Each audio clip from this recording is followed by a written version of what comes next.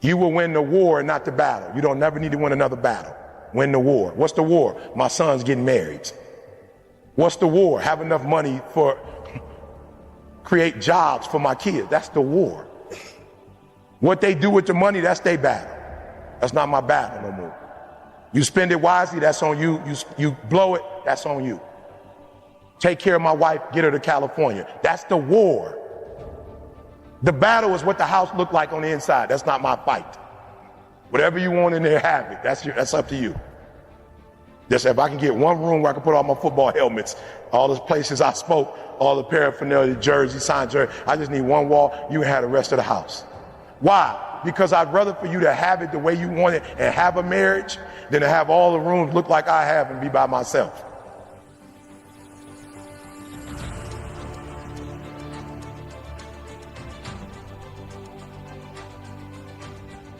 We all have 24 hours.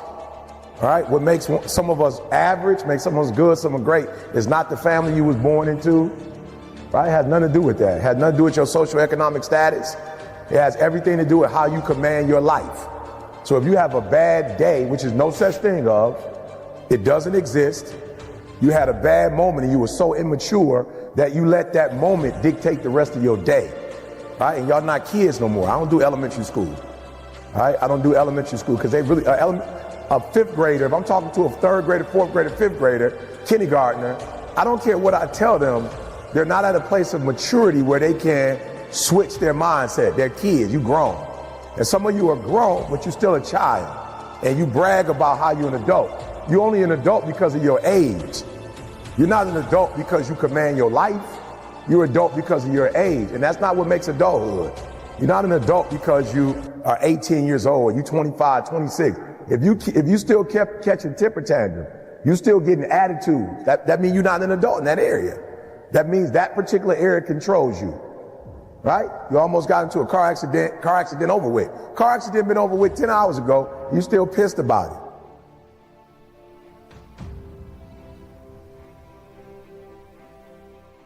Or you done got into it with your friend. That happened 2 days ago and y'all still not talking. That's immaturity, right? And let me tell you something. You don't know how many days you have. Like, I'm just gonna keep it 100. You don't know how many days you have left. You don't want to be wasting days. Like you're not God. Like you don't create. You can't wake yourself up. You don't know how many days you have left. You can't be playing with the days you have on foolishness. So you have to learn how to control yourself, right? And so y'all know my circumstances. I'm not here because I'm sweet. I'm here because one day I was like, yo, you need to get a control of this, bro. You need to get control of your life. You do not have control. You watch a dog on TV playing video games and you should be out here grinding. So there are people all the day, people are ET. Bro, you do not want to be me. You're not ready for this grind, bro. Some of you can show up when you're at home, when you go on the road, you struggle, meaning that when things are going the way you want, you cool, but when it rains, you got to grow up. Your body does not control you. If I got to get up early in the morning and get the money, I'm a morning person.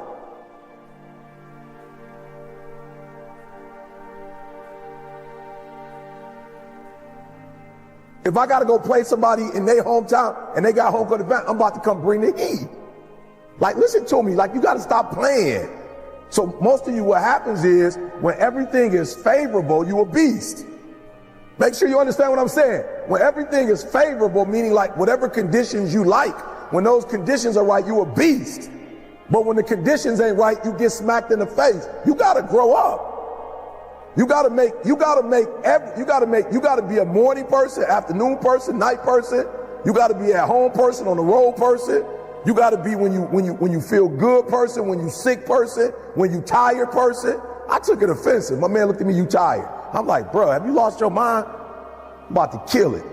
I do back-to-back speeches, 4 o'clock to 5. Then they wanted me to wait till 8 to start again. I had to sit there for 3 hours and wait and like, let's go. Each one of us, the things that you don't have control over is the things that's keeping you from being sweet.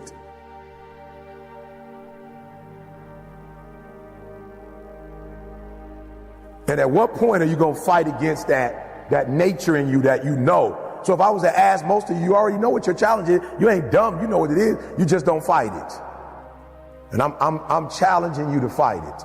And the only reason you're having a bad day is because of what you're thinking about. Now, I read something that said that the human brain is phenomenal and it could think like of a million and something different things, right? It's explosive. But the one thing it cannot do is it cannot think of two ideas at the exact same time. It does not have the capacity to think of two things at once. Now, it has the capacity in an hour to think about a whole bunch of stuff, but at one particular moment, it cannot think about more than one thing. So if you're having a bad day or having a bad moment, it means you're probably focusing on what? Whatever that bad thing is, that's what you're focusing on. That's why your life messed up, because you focus on the stuff that's wrong. You're not putting the same energy on what's right. And it's just weird how we are as humans. We notice the bad and we talk about the bad, but we don't notice the good and talk about the good. We don't harp on the good. And that's what you do wrong. You focus so much on the negative that you forget all the positive. And then when you do think about the positive, you're not putting the energy in the positive like you put in the negative. So it's no secret. You are where you are because you focusing on stuff you ain't got no business focusing on.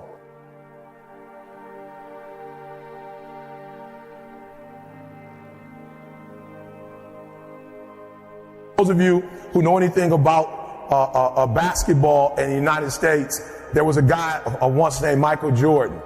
And when Michael Jordan, at the end of the year, he would win what's called the shooting contest. And so throughout the whole year, he might have averaged 32 points. He had the most points of any other basketball player as it relates to points in the game. You paid close attention, the guy that was in second place might have averaged 30 points, and the guy under him might have averaged 29 points. Listen to me, this is important. But because Michael Jordan scored 32, he made millions more than everybody else because he was the top as it relates to scoring. For those of us who know about the game of basketball in America, for each shot is worth 2 points.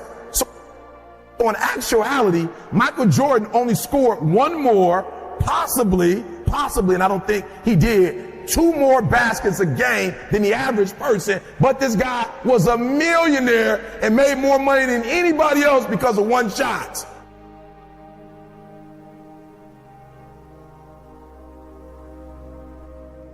I need you to understand this.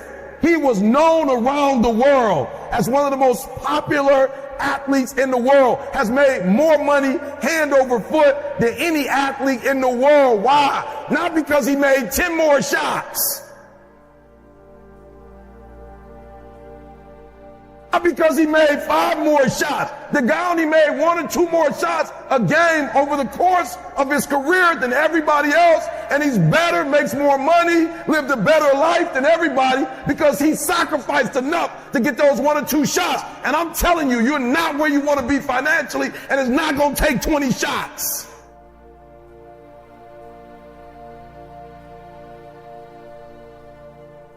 You're not where you want to be in your marriage, and it's not going to take 20 shots. You are not where you want to be in your personal life. You are not the person you want to be, and it's not going to take you 20 shots. For some of you, it's 1 more shot. For some of you, it's 2 more shots, and you have not given yourself enough credit to say, I just need to get up a half hour earlier, and my whole life will change. I just need to get up 1 hour early. I just need to work 1 hour longer. You stop hitting that snooze button. If you were to make that one change, that one sacrifice, you would stop dreaming and start living it.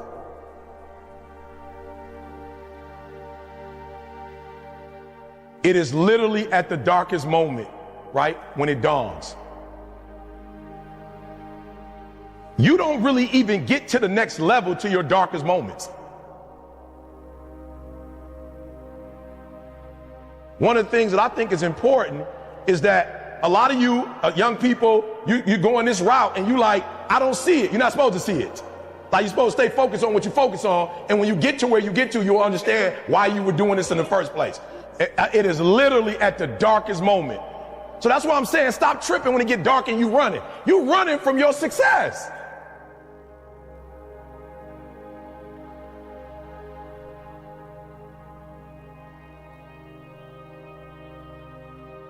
I never quit because I realized, like, why would you do something for 10 years then quit? Why would you do something for 11 years then quit? So for a lot of you, if you was gonna quit, you should have quit when you put your first grand in it. You like 20,000 deep now. You like 9,800 hours deep into it. It only takes 10,000 hours. It is not the darkest moment that's the problem. You the problem. And your perspective is the problem. You thought you was just gonna have a dream and a goal, and you was just gonna wake up and just walk into the sunset. You're like, dream, boom. It don't work like that. You have a dream, and then life punks you. Life punks you and say, do you really want this? I'm gonna give your wife MS. Do you really want this? 5 of your aunts gonna die of cancer. Do you really want this? You gonna lose friends. Do you really want this? Your mama gonna be pissed when you write the book about your family. Do you really want this?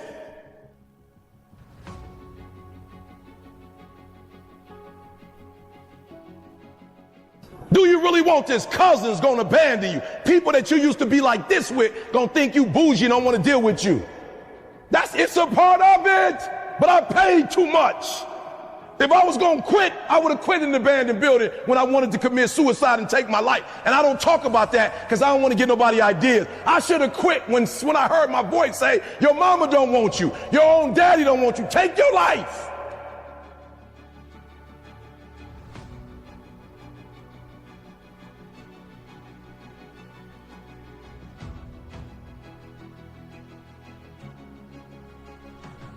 I got through that. So why I'm gonna quit over a grade, an F on a grade? Why would I quit because I didn't do well on the master's degree? Come on. And so I'm telling y'all, you have come too far to quit now. You have invested too much to quit now. You have lost too much to quit now. Get a reward for your pain. Don't cry about it. Don't whine about it. Get a reward for it. And guess what? People rock with me because I know what you've been through and I didn't quit. I know what you've been through and I didn't stop. I know what you've been through and I didn't whine. You know what I did? I got my reward for it. And not only did I get a reward for it, my wife got a reward for it. My kids got a reward for it. They're gonna live a different life because of what I went through. And had I quit, I would have been just like my father who left me with nothing. I'd have been just like my grandfather who quit. So I've been in circles and in families and environments where people take L's. I don't take L's no more.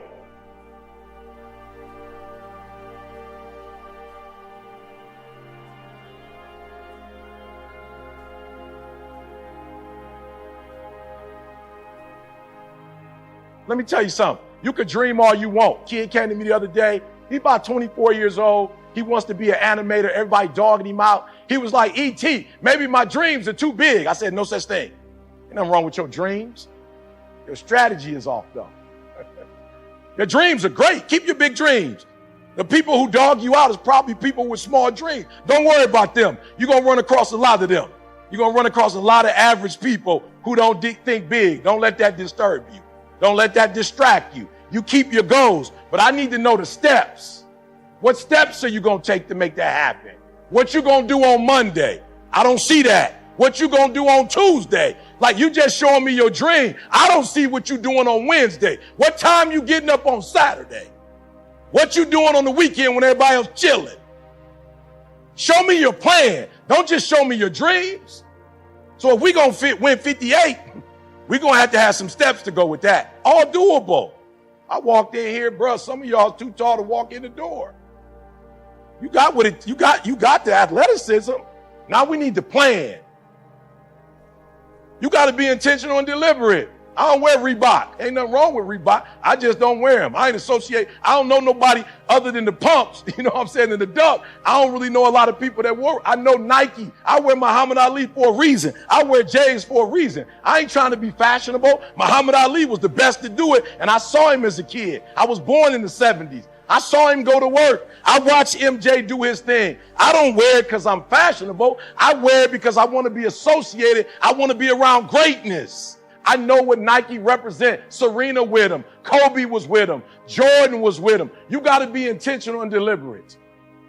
Now, here's what I mean when I say 120. So I had a guy the other day, I was on the phone with a guy, and he said he was a Laker fan from back in the day. I was like, oh, what era? He was like, Kobe, Gasol. I was like, all right, do me a favor. You really a Laker fan? He's like, yeah. I was like, name everybody that played on the squad that year. He couldn't name them. I said, bro, I thought you said you was a Laker fan. Like, I can't name them. I ain't no Laker fan. I'm from Detroit. I'm a Piston fan. I can't name them. I can name Isaiah Dumars. I can name them all. John Sally. I can name Rodman. I can name Lambeer. I can name them. Buddha, Microwave. I can name them. Name them. He couldn't name them. I said, who can you name? He said, I can name Kobe, Gasol, and Odom. I was like, who was the best out of all of them? They said Kobe. I said, absolutely, 120. The reason why you can't name the other jokers, not because they didn't play on the team and not because they weren't professional, but they weren't given 120. So you don't remember who they were. And you went to a whole bunch of the games. They were professional, but they weren't 120. You'll never forget Kobe. He was 120. Not perfect, but 120. He gave everything he had. Mike was 120. Gave everything he had. 120. Michael Phelps, 120. Serena, 120. I'm saying to you that since you have to give an effort anyway, it might as well be 120. Why? Because when you do 120, you ain't never got to work again. You can name some dudes in the league that won 120, they got jobs now. Kobe never had to work again. Mike never had to work again. Why? Because they were high. Serena will never work again. Michael Phelps will never work again. He didn't just swim. He was a swimmer. Serena was the best that ever do it. I'm telling you, here's what I know it's going to take to get to 58. It's going to take your best game every night. How do you get your best game? I don't have the slightest idea. I get my best game by getting up at 3 o'clock in the morning. People say to me all the time, you get up at 3 o'clock in the morning, have you lost your mind? I say, have you lost yours? I live in America. You mean to tell me I can get up at 3 o'clock in the morning and be a multimillionaire? You mean to tell me I can get up at 3 o'clock in the morning, I can go get a master's and a PhD, I can be a New York Times bestseller? You mean to tell me I can take care of my family by getting up at 3 o'clock in the morning and I can take a nap whenever I want to? I'll do whatever it takes. I've been getting up at 3 o'clock in the morning since I'm about 19, 20. First hour I dedicate to God. Next hour, my accountability group. Next hour, a little walking. I'll try not to do too much exercise. You feel me? I'll be seeing people, I'm like, you about to die. You know what I'm saying? You're doing too much. I'm just going to walk. You know what I'm saying? Because I see the old ladies just walking in the mall. They old. I don't see them lifting no weights and doing no burpees and nothing like that. They just walking for an hour. I was like, that's what I like that. That's what I'm going to do. So I'm just being real. If you live in a third world country, I don't care what time you get up. I don't care what time you go to bed. You're in a third world country. You can't be an NBA star. You can't be an NFL star. You guys have an opportunity of a lifetime, and it's a short window.